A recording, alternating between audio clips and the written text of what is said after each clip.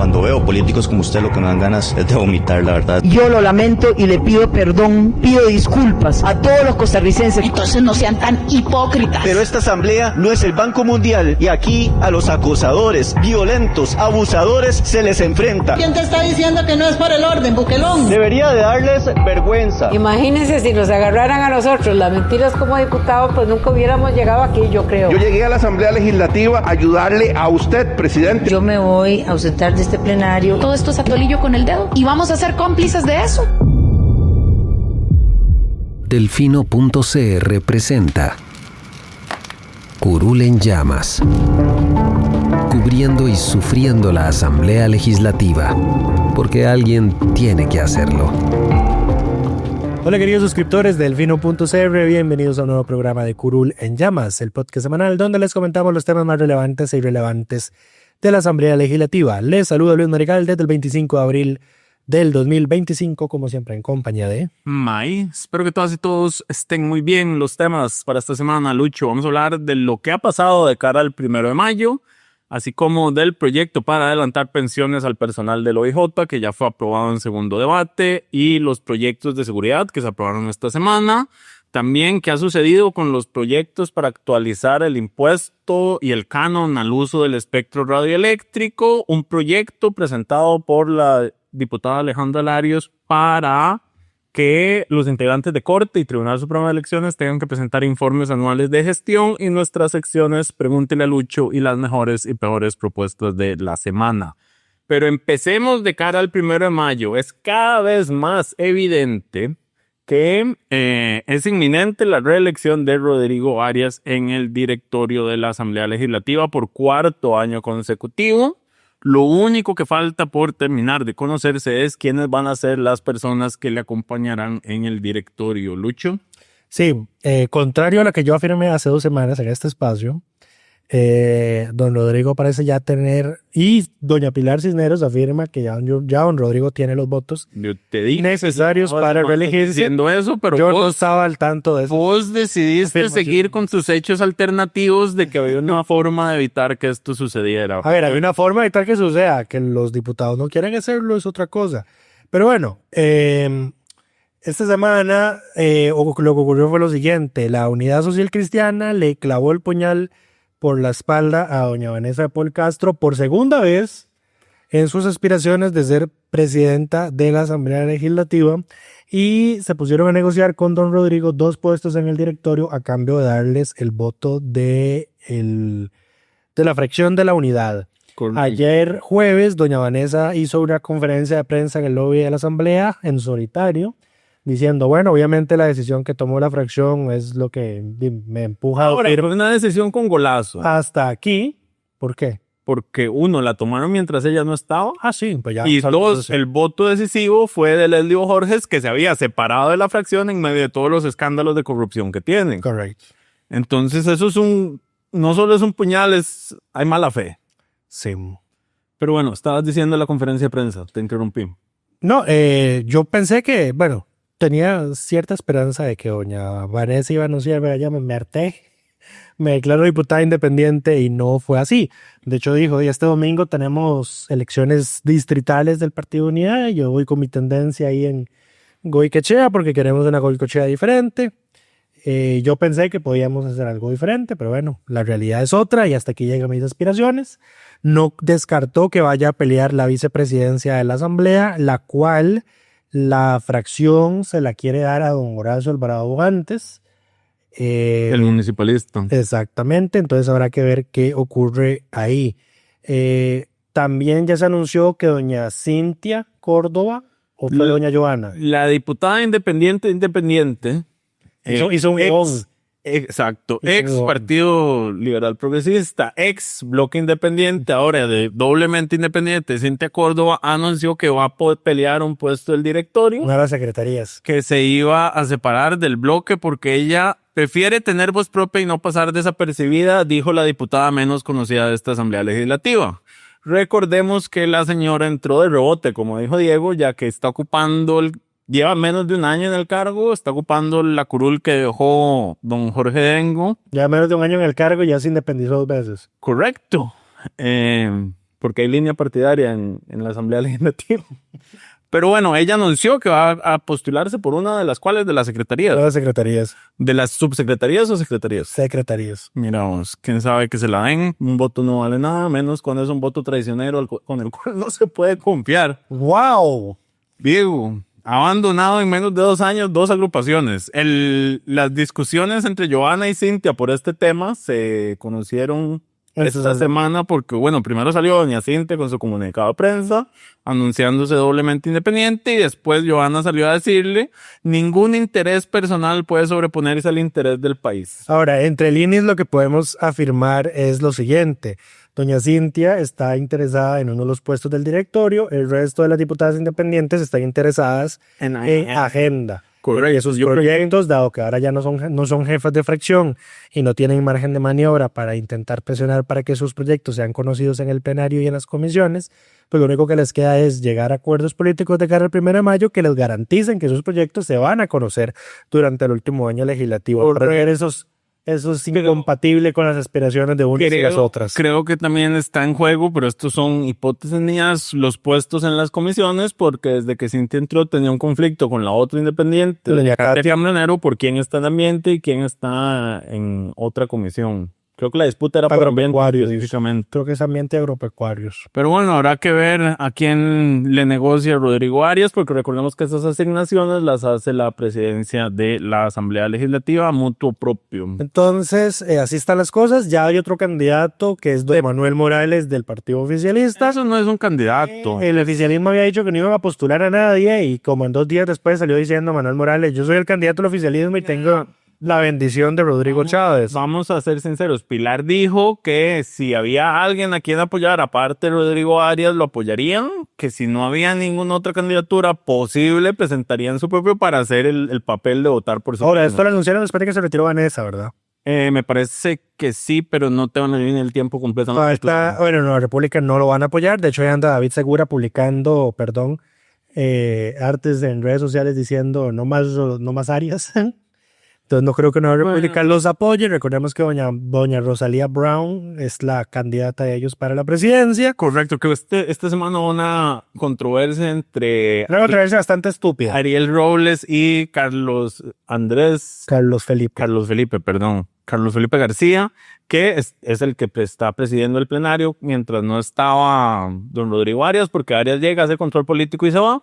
Le deja toda la discusión de debates a Carlos Felipe cuando está, el que lo hace muy bien. Exacto. Yo soy feliz cuando eso pasa, porque cuando Carlos Felipe está sentado en la presidencia, las cosas van. Y de hecho el mismo Ariel en el reclamo que dice, yo sé que don Carlos Felipe es súper bueno y súper capaz, y a veces hasta nos aturde con la rapidez con la que maneja, pero Carlos Felipe es así. Ahora, si ustedes comparan una votación cuando preside don Rodrigo, tarda 2, 3, hasta 5 minutos. Carlos Felipe, no han pasado ni 5 segundos de que abrió la votación y ya empieza a llamar por lista, vote, vaya a sentarse y vote.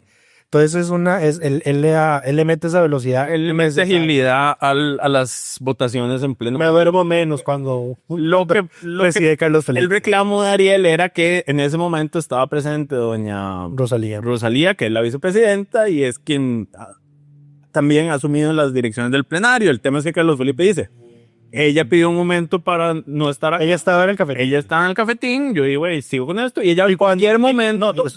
ella estaba en el cafetín, y cuando terminó de estar en el cafetín, fue y se sentó a la curul de ella en Nueva República. Correcto. No le dijo a Carlos Felipe, dame lugar. No hubo ninguna discusión entre ellos, ella probablemente tenía que salir posteriormente, entonces no tiene sentido estar asumiendo y quitándose de la presidencia del plenario. Fue una discusión bastante estéril, innecesaria. Aunque lo que quiero señalar es que el reclamo real de Ariel Robles era, ustedes están ocultando a la otra candidata a la presidencia porque el PUS ya le dio los votos a Arias.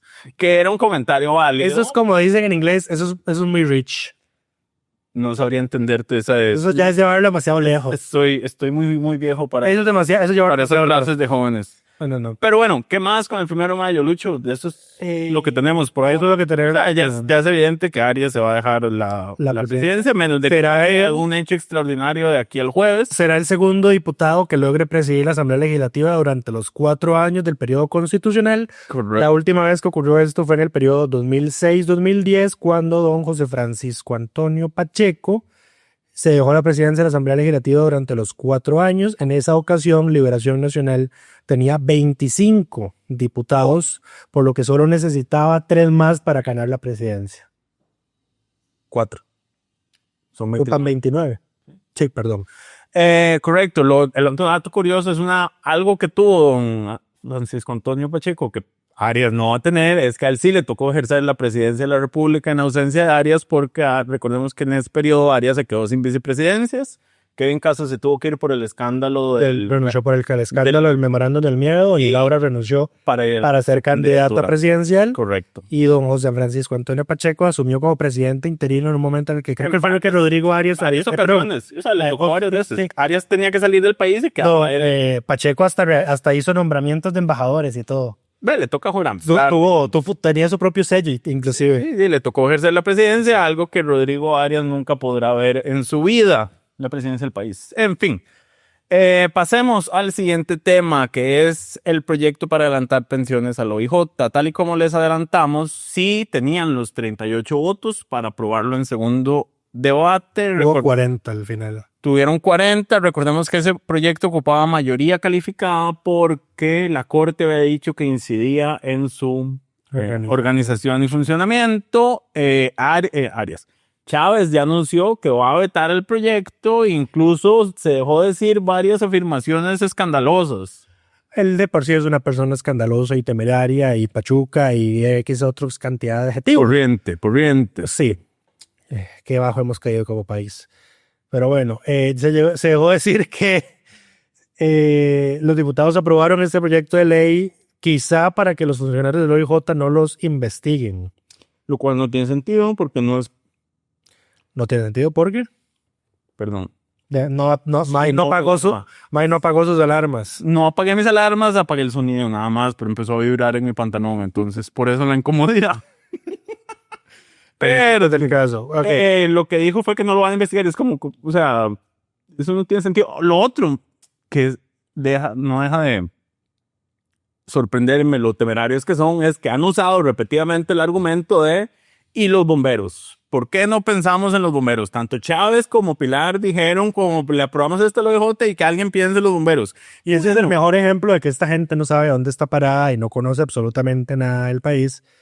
Y por eso simplemente se dedican a criticar, porque como colocamos en un dato de más en la nota, los bomberos tienen una pensión anticipada igual que los del OIJ, de 1970. Los bomberos se pensionan a los 50. Sí. A los 50 años si tienen 25 años, 20 años de servicio, o antes de esa edad si tienen 25 años de servicio. O sea, si usted empezó formalmente como bombero a los 18, a los 25, a los 50 se puede, sí, a los 20, a los 45 se puede pensionar. Esa pensión, si no me equivoco, es administrada por el INSS, obviamente no es de las pensiones de la caja. Correcto. Entonces, el caso del bombero no es el mejor ejemplo. Y yo tengo entendido que había un proyecto para la policía y yo entiendo que el oficialismo lo votó en contra en comisión. Hay un proyecto de Carlos Andrés Robles, si no me equivoco, para que las fuerzas de policía de los diferentes cuerpos, recordemos que en este país hay una distribución masiva de los cuerpos policiales, porque ahí está la fuerza pública que está en seguridad, está la fuerza la policía tributaria que están haciendo, la policía turística, la policía de fronteras, hay policía de fronteras, que eso es seguridad, hay policía migratoria, que es gobernación y policía. O sea, hay una alta distribución hay la policía de tránsito que está en el MOT. O sea, hay una alta distribución de... Lamentablemente el proyecto de policías. Fabricio Alvarado para unificar todos los cuerpos policiales no se aprobó. Correcto. ¿Era de Fabricio? Creo que había otro del PLP también. Creo que Fabricio lo presentó la primera vez que fue diputado. Ah, bueno, si no me acuerdo, Gilberto Campos había presentado uno para unificar también ese pero bueno. Que ya esas buenas ideas no se pueden aprobar es porque estamos ante un gobierno totalitario. El proyecto para adelantar las pensiones a las fuerzas policiales también existe y el oficialismo también está en contra. Entonces dejen de usar esos ejemplos que uno, son falsos porque los bomberos se pensionan antes, o dos, ustedes no apoyan y lo están haciendo nada más como retórica discursiva. Correcto. Ok, a esperar al veto. Chávez tiene 10 días hábiles para vetar, después de lo cual llega de nuevo el expediente a la Asamblea, donde quedará congelado hasta las próximas sesiones ordinarias, porque es claro que el gobierno no lo va a convocar a sesiones extraordinarias para el resello. Correcto. Recordemos que el 1 de mayo se da el cambio en el periodo, entonces todo mayo, todo junio y todo julio es el Ejecutivo el que va a controlar las sesiones. Voy a hacerme una camiseta que diga abolir las sesiones extraordinarias. Y me la voy a poner en los programas de Curula en Llamas en los que se graben en sesiones extraordinarias. ¡Qué desastre! Ha sido el peor error. O sea, lo de los 3 meses, que ahora se intercale cada 3 meses, ha sido Mira, es la peor reforma constitucional que hemos aprobado. Con este gobierno me parece que es mejor los 3 meses a cuando lo tenía el control 5 meses seguidos. Es que esos 5 meses se gastaban en presupuesto y recesos, feriados. Los 3 meses del Ejecutivo todavía cubren esos, porque empiezan en noviembre con el presupuesto, tienen diciembre, o sea, es lo mismo, Lucho. Más bien que tuvieran el control esos 5 meses, bajo este gobierno hubiera sido peor. Yeah. Pero bueno. Pasemos al siguiente tema. Esta semana se aprobaron 2 proyectos relacionados con temas de seguridad. El primero fue presentado por la diputada Montserrat Ruiz, que es el que elimina una restricción que existía en la ley de que los allanamientos ordinarios se hacen en horario de 6 a 6. Entonces levanta esta restricción. La Corte tuvo una discusión sobre este tema porque que se desvió a otro tema y se empezaron a pelear entre ellas. Correcto. Pero la discusión era que esto iba a aumentar el gasto presupuestario y señalaron que cuando no haya plata a finales de año para hacer nada, que no nos vengan a reclamar. El otro proyecto, ese proyecto fue aprobado de forma unánime, Lucho, si no me equivoco. Sí. Contrario a la solicitud que hizo el abogado del presidente, José Miguel Villalobos, quien dijo en Facebook que mientras don Carlos Díaz sea el fiscal general, este proyecto no debería hacerse ley. En fin, el otro proyecto que se aprobó fue el que sanciona el ingreso de celulares a las prisiones y cárceles del país. ¿Hay una diferencia entre prisión y cárcel o es solo dos? Prisión, cárcel, centro penitenciario, centro de atención institucional son lo mismo. Para todos ellos. Ok, entonces, Lucho, ¿qué es lo que hace el proyecto? Mete una pena de cárcel de 2 a 4 años. Ni siquiera tengo la nota que abierta. Sí, es una pena de 2 a 4 años de prisión para quien, sin autorización legal o reglamentaria, posea, introduzca, facilite o procure por cualquier medio el ingreso de teléfonos celulares, teléfonos satelitales u otros medios electrónicos de comunicación a los centros penitenciarios del país. La pena se incrementará en 1/3 si el responsable es un funcionario público, proveedor de servicios, abogado o cualquier otra persona con autorización especial de ingreso a estos centros. Según datos del Ministerio de Justicia, entre mayo del 2022 y mediados de 2024 se han decomisado más de 5.600 celulares, 7.500 chips y 10.000 artículos electrónicos en operativos dentro de las cárceles, lo que me lleva a mencionar algo que se anunció esta o la anterior semana en las conferencias de prensa del presidente, que fue que metieron una denuncia penal contra las empresas de telefonía celular porque afirman que no están ejecutando la ley del bloqueo de los celulares en las cárceles. Correcto, recordemos que la anterior Asamblea Legislativa había aprobado una ley que le asignó a las operadoras de las telefónicas, digamos, el bloquear en estos sectores de los centros penitenciarios la señal de celulares. Ahora, esto claramente no aplica para teléfonos satelitales porque no operan bajo estas líneas, pero el ministro de Justicia insiste en que siguen operando. No, y sí, o sea, lo otro que mencionó en conferencia de prensa es que las organizaciones criminales alquilan casas en las cercanías, por ejemplo, de la Reforma, y ponen señal inalámbrica, entonces usted se puede, señal inalámbrica y entonces usted se puede conectar con el wifi en el celular. No el hotspot, sino que alquilas una casa, pones en esa casa tu wifi y lo pones lo más cerca posible en dirección hacia la Reforma para que les llegue. Eso dijo él que sucedían. Es que ves, echa la ley, echa la trampa. Hay que reactivar hay que hacer la megacárcel allá en las San Lucas. Ahí si no les llega nada. No, Lucho. Pues es que ya es un parque nacional, ya no se puede.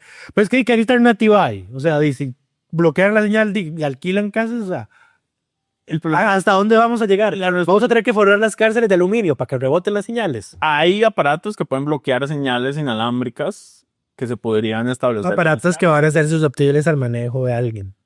Échale la trampa. Pero bueno, eso con los proyectos de seguridad aprobados esta semana. Pasemos a la actualización de los dos proyectos relacionados con el espectro radioeléctrico. Les recordamos que hay dos. Uno es del diputado Oscar Izquierdo, el otro es del Poder Ejecutivo. El de Oscar Izquierdo actualiza los montos del impuesto de radio, que eso es el famoso impuesto de los 100 colones, creo que era, o sea, un ridículo.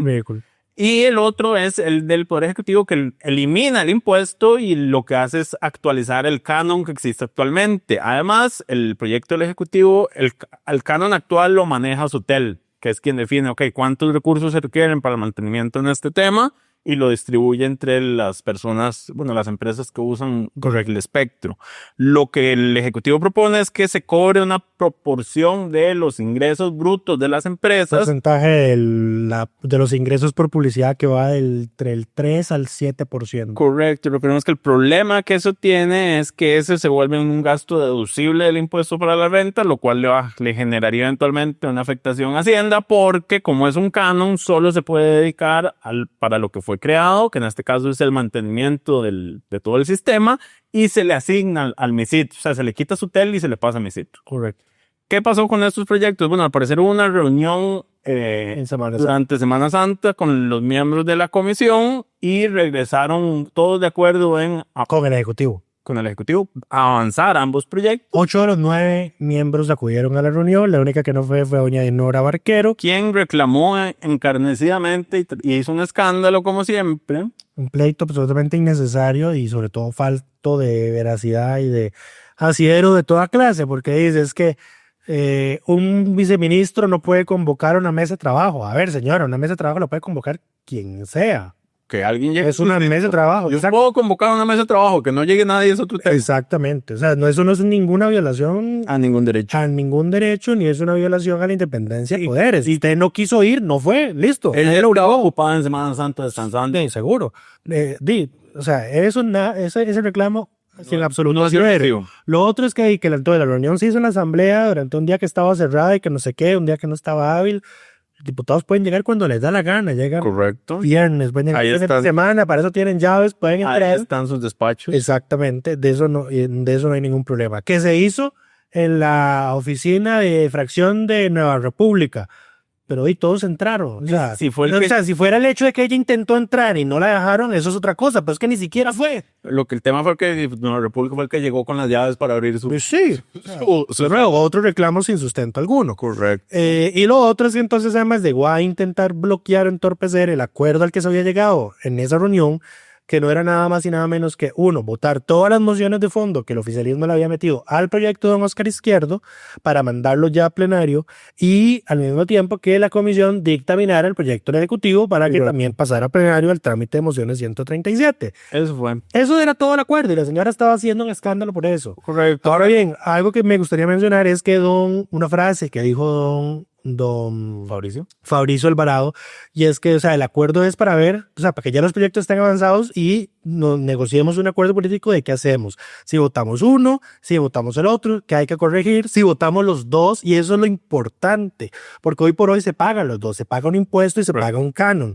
Sin embargo, como May nos lo ha explicado varias veces, el proyecto del Ejecutivo elimina el impuesto. Correcto. El proyecto de Oscar no toca el canon. No le toca. Entonces, aquí tienen que hacer de una de las cosas, que yo diría que en realidad lo que pueden hacer es aprobar los dos, o sea, mantener los dos. En ese caso tienen que quitarle al Ejecutivo el tema de que lo deroga. Correcto. Preferiblemente. Y al de Oscar Izquierdo, hay que hacer, bueno, tal vez lo que hay que hacer es adecuarle los montos porque me parece que son muy bajos. Y en eso el Ejecutivo tiene razón, de que los montos que propone el proyecto de Oscar son muy pocos. No está a valor presente. Yo creo que... Bueno, es que ni aunque se trajeran a valor presente, sería un monto... Están traídos a valor presente un poquito más. Pero sí, o sea, no es un monto justo. Lo que no han querido hacer, y es lo que yo creo que se debería hacer, es que ese impuesto debería tener una escala. Sí. O sea, si es una pyme, si es una asociación, si es una radio local, el impuesto es X. Si es una televisora de X tamaño, X. O sea, debería ser un impuesto escalonado para que sea progresivo. Progresividad. Porque cuando se fija un impuesto fijo para todos, se vuelve un impuesto regresivo, porque los 2 millones ciertamente para Teletica no representan nada que para una televisora más pequeña. O digamos, para Monumental, lo que le tocaría pagar por el uso del espectro no es lo mismo que lo que... O sea, en relación a sus ingresos no es lo mismo que para una radioemisora local. Sí. Entonces, hay excepciones. Una radio cultural. Las radios comunitarias y las educativas y las culturales están exentas del impuesto, si no me equivoco. En el canon no, y eso fue uno de los cambios que le hicieron antes de dictaminarlo. Ok, en el canon no, pero en el impuesto sí. Ahora, el error sería que aprueben el impuesto de Oscar Izquierdo y después el del Ejecutivo sin hacerle la corrección, porque entonces uno elimina el otro. Correcto. Pero bueno. Y eso fue lo que pasó con ese proyecto. Veremos qué acuerdo se logra y si se logra resolver este tema en el periodo de sesiones extraordinarias que empieza en mayo por la amenaza del Ejecutivo de un apagón de frecuencias en claro desafío a la orden del Tribunal Supremo de Elecciones. Correcto, pero bueno, pasemos al siguiente tema, que es el proyecto que presentó la diputada Alejandra Larios. Yo lo leí y me sorprendió. Que no exista eso todavía. Porque yo no caí en cuentas y, digamos, la diputada tiene razón. El proyecto básicamente lo que hace es que todas las magistraturas del país, o sea, esto incluye los 22 de la Corte Suprema de Justicia, las suplencias y los magistrados del Tribunal Supremo de Elecciones y sus 6 suplencias tengan que entregar un informe de labores anual. Yo sé, ya existen informes de labores de las instituciones que se presentan anualmente. Pero ese es el equivalente a que en un trabajo en grupo uno haya un bagazo con correcto. Los informes que se presentan son colectivos, o sea, del trabajo de la Corte o de las salas o bueno, del Tribunal Supremo de Elecciones en sus funciones. Actualmente los integrantes del Tribunal Supremo de Elecciones presentan un informe de labores, pero lo tienen que presentar cuando termina su nombramiento. Antes de que termine su nombramiento, que es de 6 años. Sí, por costumbre, dice May, los magistrados de la Asamblea Legislativa se lo presentan cuando se los piden en la comisión de nombramientos. Correcto. Cuando quieren elegirse cada 8 años. Están obligados, porque todo funcionario público está obligado a presentar un informe de labores cuando deja su cargo. Entonces, por ejemplo, Jesús Ramírez, que ya se pensionó, finalmente se pensionó, no me acuerdo cuándo se le venció el nombramiento. Creo que en mayo. En sus 40 años está obligado a presentar un informe que es cuando se retire, básicamente. Sí, que puede presentarlo como le dé la gana. Que no hay ningún formato establecido. No le va a pasar nada si lo presenta mal. Correcto. El proyecto de doña Alejandra Larios establece que en el caso de la Corte, el informe deberá incluir el resumen de las actividades realizadas durante el periodo, las estadísticas de expedientes recibidos, tramitados, resueltos, salvados, notas en condición de magistrado proponente, digamos, cuando son los que instruyen, y proyectos revisados y firmados de otros integrantes, referencia de la participación en comisiones y sus aportes realizados, informes elaborados para la Asamblea Legislativa sobre proyectos de ley. Usualmente, recordemos, a la Corte se le da un proyecto y se le asigna una magistratura.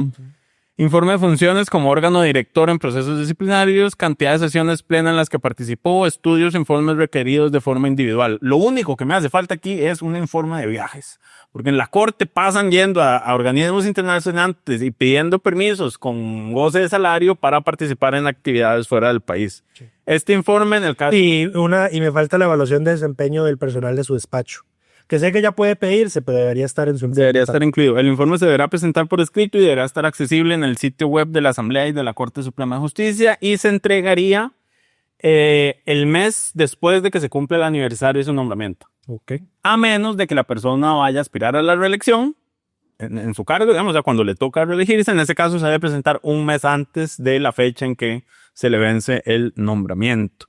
En el caso del Tribunal Supremo de Elecciones no establece el contenido, pero yo creo que eso ya existe porque el tribunal sí entrega ante la Corte un informe de labores, solo que cada 6 años pasaría a ser un informe anual. Y de nuevo, esto incluiría a las suplencias también, que recordemos que las suplencias muchas veces asumen y no hay estadísticas concretas de esto.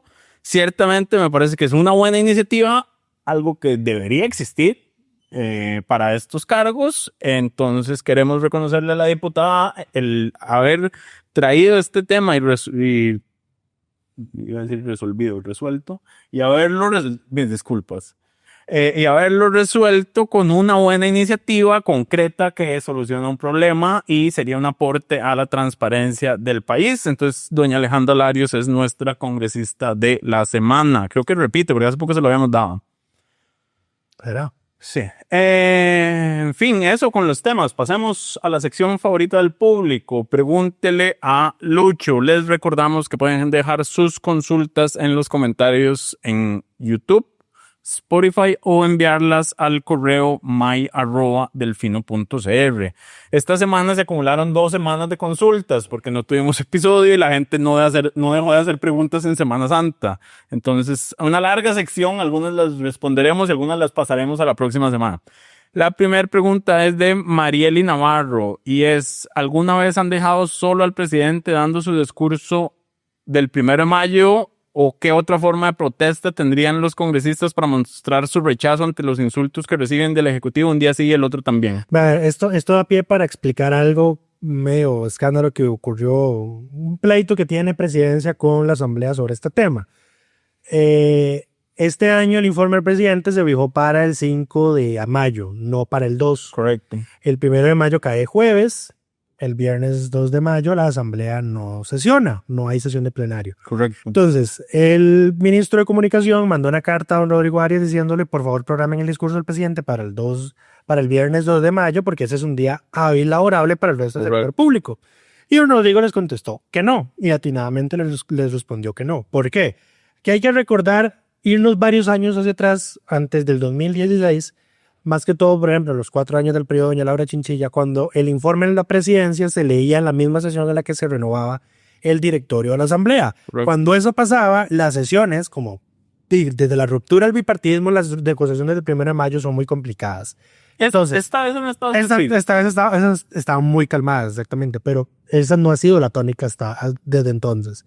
Entonces, llegaba y eran las horas de la noche y no se había terminado de escoger el directorio. Entonces, la presidencia vivía en un estado de incertidumbre durante todo el 1 de mayo porque no sabía a qué momento tenía que ir a pronunciar el discurso. Llegó un momento inclusive, ocurrió un 1 de mayo, creo que fue en el gobierno de doña Laura Chinchilla, en el que ella no pudo dar el discurso el 1 de mayo porque hubo lo que se llama en la terminología legislativa un mayo negro, que fue que la oposición le arrebató al oficialismo el control del directorio por una jugada sucia que se intentó hacer ahí. Correcto. Pero bueno, entonces, la Asamblea aprobó una reforma al reglamento que varió la fecha del informe de la presidencia. Esa reforma dice que el informe se lee, el discurso de la presidencia ocurre en el día hábil siguiente en el que la Asamblea tiene sesión. El artículo 32 del reglamento dice que la Asamblea sesiona el plenario lunes, martes, miércoles y jueves, no los viernes. ¿Por qué? Porque la Asamblea Legislativa trabaja más de 8 horas al día. Y a la Asamblea Legislativa le ha caído el Ministerio de Trabajo en reiteradísimas ocasiones cuando hacen sesiones maratónicas porque los diputados pueden estar ahí el tiempo que les dé la gana. Pero el personal administrativo y los asesores no. Sí, a los diputados no se les pagan horas extra. Exactamente. A los funcionarios, además de que pagarles horas extra, están sujetos a los límites de la legislación diarios y semanales de jornada que hay en el país. Right. Entonces, la Asamblea tiene una política de que a las 9 de la noche ya se acabó. Ya todo el mundo cumplió las 12 horas laborales máximas. Y los viernes el funcionariado administrativo trabaja hasta el mediodía porque es lo para para las 48. Para terminar las 48 horas semanales. Correcto. Exactamente. Entonces, eso es lo que ocurre. Entonces, aquí no hay nada que reclamar porque el reglamento es muy claro. O sea, lo peor es que el ministro... El reglamento pudo haber sido más claro. Si hubieran escrito en la sesión ordinaria siguiente, no habría problema. Pero dijeron, en el siguiente hábil, según el artículo tal. Y ahí es eso de hábil. Sí, por eso. Así lo redactaron. Y eso es lo que abre los problemas de interpretación. Pero es que esto no es nada nuevo ni es un problema que ocurre hasta ahora.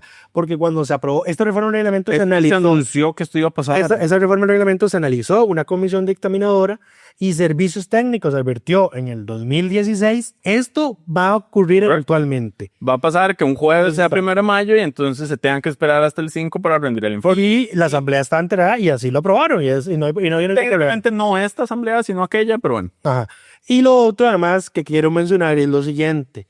El discurso del presidente, a ver, el presidente no tiene derecho de pedir que el discurso de él se haga el 2 de mayo. ¿No? Primero que nada, porque lo que la Constitución dice es que él tiene que presentar el primer día de sesiones ordinarias de cada legislatura, o sea, el 1 de mayo, un informe escrito, dice la Constitución.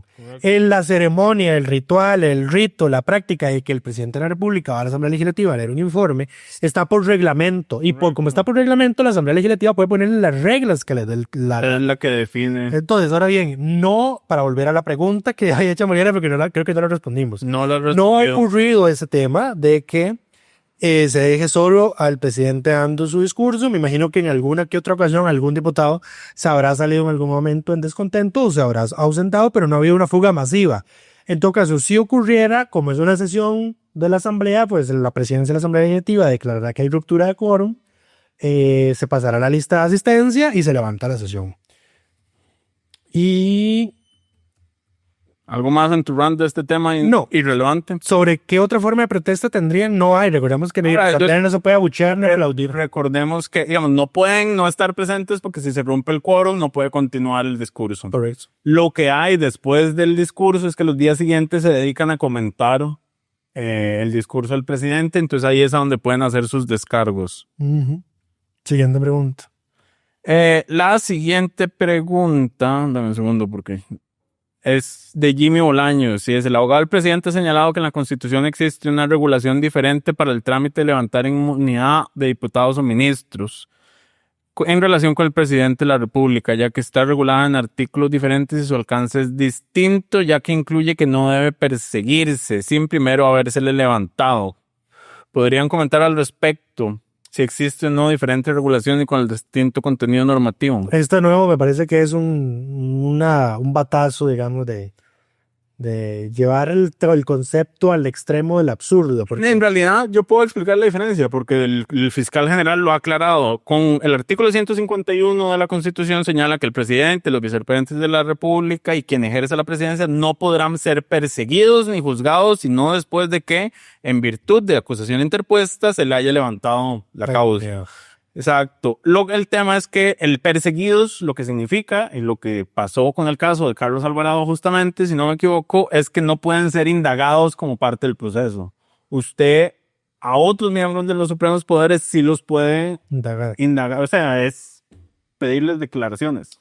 El fiscal lo aclaró y digo, porque con el caso... La indagación se leen los cargos que se acusan, las pruebas que se tienen y se pide descargo de él. Entonces no puede ser que no se les puedan tramitar denuncias, lo cual sería un absurdo, es nada más que no pueden ser indagados. Y esto lo explicó Carlos Díaz con el caso de Carlos Alvarado y el tema UPAT, porque justamente el caso se llevó y se presentó la solicitud de levantamiento de inmunidad, no se tramitó porque ya en mayo él la perdía y al pasar a la vía ordinaria se le podía indagar. Y entonces, de hecho, estaban obligados a indagarlo como parte del proceso y por eso fue que se devolvió a la etapa de investigación en ese caso. Pero esa es la diferencia, básicamente. No se les puede indagar, no significa que no se les pueda acusar.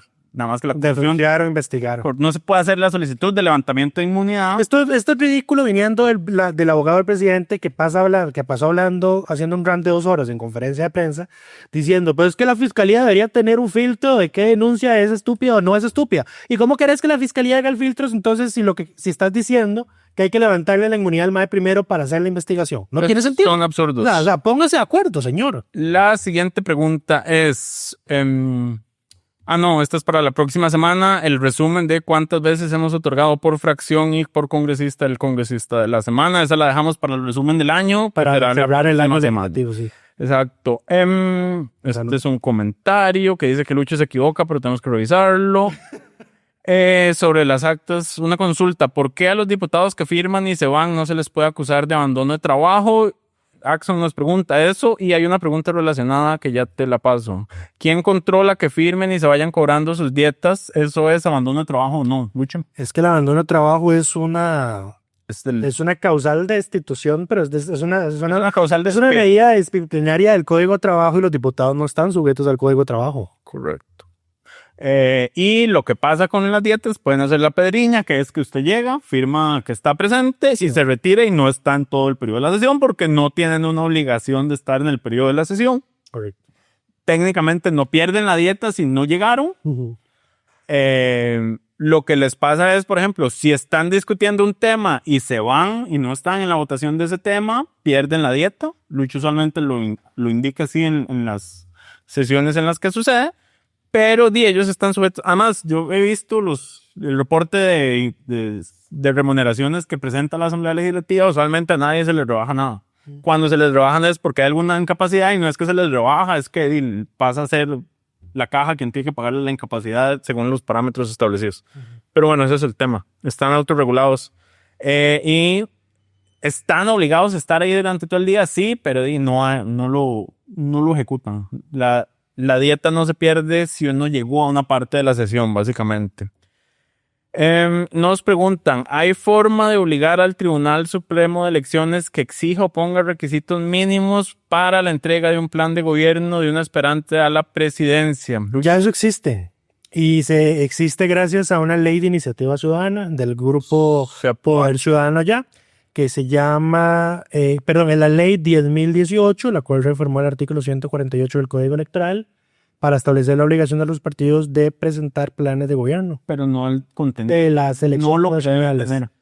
Yo creo que tiene algo mínimo. No dice que tiene que tener, dice que se tiene que entregar el plan. Ajá. No dice qué contenidos mínimos debe tener dicho plan. Eso ya queda a la capacidad de cada partido político. Hablando del Tribunal Supremo de Elecciones, algo que se nos olvidó mencionar, Lucho. El escándalo de esta semana. El escándalo de esta semana con relación a la denuncia de beligerancia presentada por don Claudio Alpizar en contra del presidente de la República. Voy a hacer una aclaración breve para no extendernos en este tema y no entrar sobre el fondo, pero en resumen lo que conocimos fue que la defensa del presidente presentó un recurso de recusación a la magistrada instructora. Recordemos, los magistrados instructores tienen un orden. Entonces son 1, 2, 3, 4, 5, porque ahorita son 5. Son por orden de antigüedad. Les va a entrar, sí, pues no importa. Cada uno tiene un orden en la fila y al último que le entró un expediente pasa al siguiente y pasa al siguiente y pasa al siguiente. Ese es el principio con el que se le asignan los expedientes. Eso se llama turno y así es como funciona en la sala cuarta y en toda la sala. Hay un turno y ahí se va. Y el tribunal. Hay un orden y ahí en ese orden se lo va entregando. Entonces, y así es como se consignan las resoluciones. Este expediente se asigna a tal persona a quien por turno corresponde. Correcto. Circuló en redes sociales una información falsa de que el tribunal había suspendido a la magistrada instructora en este caso, que es doña Cetibú.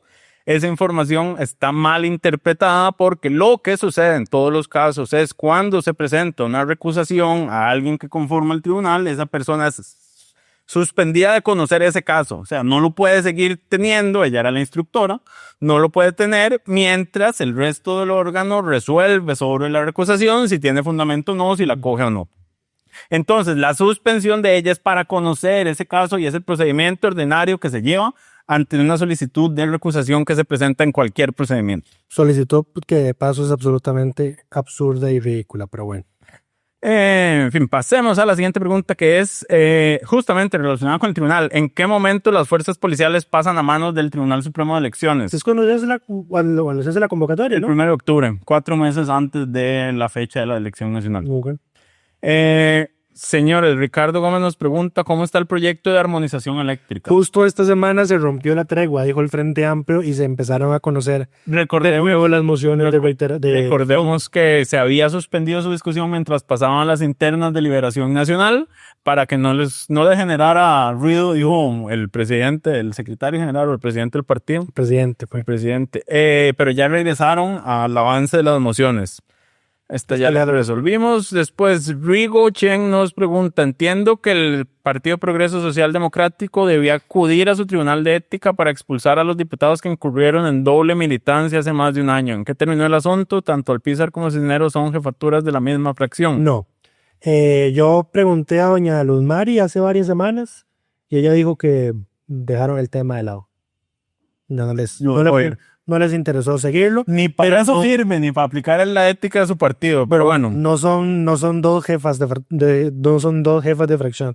Doña Luz Mari en todo caso es la presidenta del partido, doña Pilar es la jefa. Moragax nos pregunta, si se remueve a Carlos Díaz, ¿se pierden las investigaciones que se llevan? No. Los expedientes no dependen de la persona. Para eso hay una fiscalía subrogante. Dependen de la oficina, no de la persona que lo ocupa. Lo que se pierde es de todo el trabajo hecho porque el quien entre tiene que empezar de cero a revisar todo. Correcto. Luis nos pregunta, considerando, hace poco, más de un mes, presentó una acción de inconstitucionalidad y no ha recibido respuesta. Considerando que ya pasó el plazo establecido por ley, ¿qué acciones puede tomar para obtener una pronta atención? ¿Sería procedente interponer un recurso de amparo? No puedes meterle un recurso de amparo a la sala por un retraso. Además, Empezando por ahí. Y aquí, a ver, voy a desengranar esto. Lo que tiene, primero que nada, no hay un mes plazo para resolver eso. lo único que tiene un mes plazo son las consultas de constitucionalidad que se presentan Exacto. ante la sala. Las acciones no tienen un plazo. El tiempo de resolución promedio es de 4 años, 3 años, si no me equivoco. Ya anda por los 60 meses. 60 meses son 5 años. Sí. Ajá. A ver, primero que nada, no hay ningún plazo para que la sala resuelva una acción de inconstitucionalidad. Correcto. Lo único que la ley de la jurisdicción dice que hay plazo es que la sala tiene que resolver un mes después de que haga una audiencia pública sobre el caso y la sala precisamente no las hace para no embarcarse. Caer en ese mes. Ajá. Exactamente. Entonces, la admisibilidad de las acciones de inconstitucionalidad puede tardar bastante, dependiendo del qué tipo de caso es. Correcto. Además de si es un tema polémico, si reuniste todos los requisitos, etcétera, etcétera. Entonces, primero que nada, de hecho, si nos mandas el número de expediente, yo puedo revisar a ver qué es lo que ha pasado con esa acción. Pero esas cosas no tienen plazo y además son muy complejas y por ende no se resuelven rápido. Entonces, no puedes meter un recurso de amparo a la sala para que te resuelva porque no va a pasar, o sea, no puedes hacerlo. Ningún derecho fundamental todavía. No. Priscila nos pregunta, para el 1 de mayo, ¿las barras del público de la asamblea están abiertas? Si no, ¿por qué no? ¿Y cuál sería el día de la semana más recomendable para ir? ¿Y qué recomendaciones le darían a alguien que va por primera vez para llevarse una mejor experiencia? ¿Cómo se vive el día a día en el plenario? Ok, aquí quiero agradecerle a Luisfer, que es periodista de la gerencia de la asamblea, por ayudarme a responder esta pregunta. El ingreso a la asamblea, las barras del público, lo regula el artículo 9 y dice: el ingreso a la barra del público del plenario es a partir de las 2:50 horas de la tarde y se debe respetar la capacidad máxima establecida por la Comisión de Emergencia Institucional. En caso de que se presenten varios representantes de varios sectores, se dará ingreso equitativamente de manera que todos los sectores estén representados. Aplica lo mismo para las comisiones. Esto está en el reglamento de acceso, salida y permanencia de visitantes en la asamblea, lo pueden buscar. El 1 de mayo, al ser un acto de carácter protocolario y solemne, la barra del público está destinada para invitados especiales de los diputados, por ende no está abierta al público. Sobre cuál es el mejor día para ir depende de cada persona y los proyectos y temas de interés de ustedes. Si usted es ambientalista, me imagino que le interesa la Comisión de Ambiente, entonces va un día que sesione la Comisión de Ambiente. Si le interesa ir un día a una sesión de plenario, mi recomendación siempre sería no ir un miércoles. No ir un miércoles, exacto, porque son súper bostezos, es una hora menos son 2 horas de sesión, 1 hora menos que el resto de días, y una de esas horas se gasta en control político. Así que lunes no tanto, porque no hay mucha actividad, como van entrando y apenas van calentando. Martes y jueves son los días en los que se suelen poner bonito porque son cuando más proyectos de ley se aprueban. Jueves siempre se corre el riesgo que no haya quórum. Correcto. Porque los jueves no les gusta ir. Para la asamblea el jueves es viernes, entonces ya hay algunos que están en modo jueves y no llegan. Y el ingreso debe realizarse por el puesto 17 del edificio principal, que es la explanada del costado norte del edificio. Correcto. También se puede coordinar con la oficina de... Iniciativa popular. Iniciativa popular. Participación ciudadana. De participación ciudadana para coordinar una visita y que les hagan un tour. O con su diputado o de confianza. Ajá. En fin, Walter nos pregunta, para que la Corte deje de evadir, pronunciarse por el fondo y califiquen necesariamente votaciones, ¿qué habría que reformar? ¿Solo el reglamento de la Asamblea Legislativa? Sí. Hay una propuesta que nos heredó el diputado Engo, que nadie ha impulsado, que resolvía este tema. Una propuesta que redactamos nosotros. No todo el mundo tiene que saber todo, Lucho. Claro que sí, hay que darle honor a quien honor merece, dice el dicho, Rado. Roberto Arce nos pregunta, ¿Qué proyectos de ley hay en este momento sobre prohibición de insecticidas o restricciones de fumigación? ¿Quiénes las han propuesto, apoyado y o rechazado? Uy, a tal detalle no te lo manejo, pero hace unas par de semanas la Comisión de Ambiente rechazó el proyecto de Ariel Robles para establecer perímetros de seguridad, digamos, para las fumigaciones aéreas. Correcto. Tuvo el gozo contra del oficialismo y liberación, si no me equivoco. Nada raro. Pero se estaría bateando, en realidad. Tendría que revisarlos. Lo que sé es que era un proyecto de Ariel Robles que en la Comisión de Ambiente se rechazó. No le sirve a las bananeras, dijo Ariel. No es mentira, no lo dijo él, lo dije yo. Tengo que dejar de asignarle a las personas. Si lo decís que lo dijo él, no te pueden decir nada. Exacto. Pero bueno, Sí, me saqué yo una vez de un recurso de amparo. nos preguntan, ¿qué pasó con el proyecto del PLP sobre Caja de Ande? Eso apenas está iniciando. Así que debe estar apenas en comisión. Y esas son todas las consultas por esta semana. Les recordamos que nos pueden enviar sus preguntas dejarlas en los comentarios en Spotify, YouTube o enviarlas al correo my@delfino.cr. Y pasemos a la última sección de esta semana. La sección preferida de May. Las mejores y peores propuestas. La diputada Rocío Alfaro presentó 2 propuestas, una de las cuales generó, no sé por qué, mucha reacción en redes sociales. Porque la presenta el Frente Amplio. El proyecto básicamente se llama Ley para garantizar el derecho a las personas trabajadoras al asiento durante sus jornadas laborales. La ley Silla. La ley Silla, que existe, si no me equivoco, en Chile desde los inicios de 1900. Básicamente dice que si una persona tiene que estar de pie en sus labores por 4 horas, tiene que dársele la posibilidad de sentarse por 15 minutos, por lo menos por 15 minutos mientras hace sus labores. O sea, no es que tiene una pausa de 15 minutos, es que tiene que tener la posibilidad de continuar sus labores sentada por 15 minutos durante su jornada. Esto me parece temas muy básicos como para tener una discusión al respecto, pero al parecer la gente no le gustan los derechos laborales. ¿Vos dijiste alguna vez que a la gente le gusta ser esclavo de su patrono? A la gente le encanta ser esclava de su patrono y le encanta aún más que otros sean esclavos de sus patronos. El otro proyecto que presentó, porque una de las cosas que dije no fue esto no se necesita, lo que se requiere es un fortalecimiento de la Inspección General de Trabajo. La diputada Alfaro presentó también nuevamente un proyecto de ley en esa línea. Digo nuevamente porque este es el proyecto que ya les han archivado 3 veces, que es el que actualiza y regula los procedimientos para la inspección laboral. Después, la diputada Katia Rivera, sin miedo a perder la visa, presentó un proyecto de ley que se llama Ley Marco para la Protección de las Infraestructuras Críticas y la Ciberseguridad. Suena, si uno lo lee inicialmente, como, bueno, es la normativa para temas de ciberseguridad. Lo que hace en realidad es quitarle la potestad al Poder Ejecutivo de definir todos los temas en materia de seguridad. Digamos, crea la Dirección Nacional de Ciberseguridad por ley, pero esa dirección ya existe. Esta es un órgano del ministerio, del MISIT. A esa subdirección fue donde mandaron al fiscal aquel.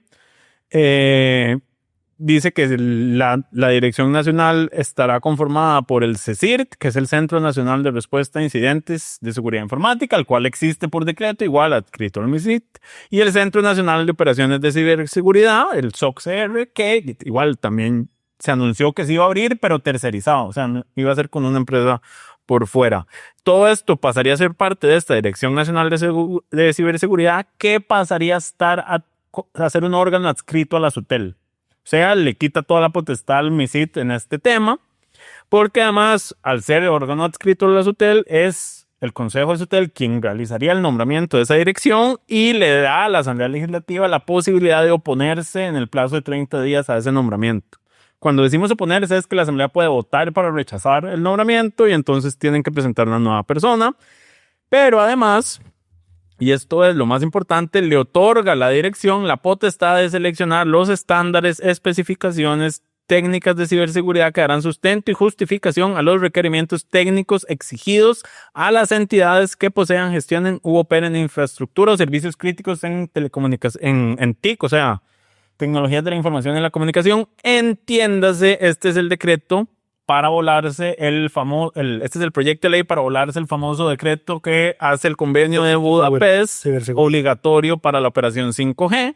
Entiéndase lo que tiene Huawei fuera de la posibilidad de operar el espectro 5G en el país, aunque eso sigue en el contencioso, si no me equivoco.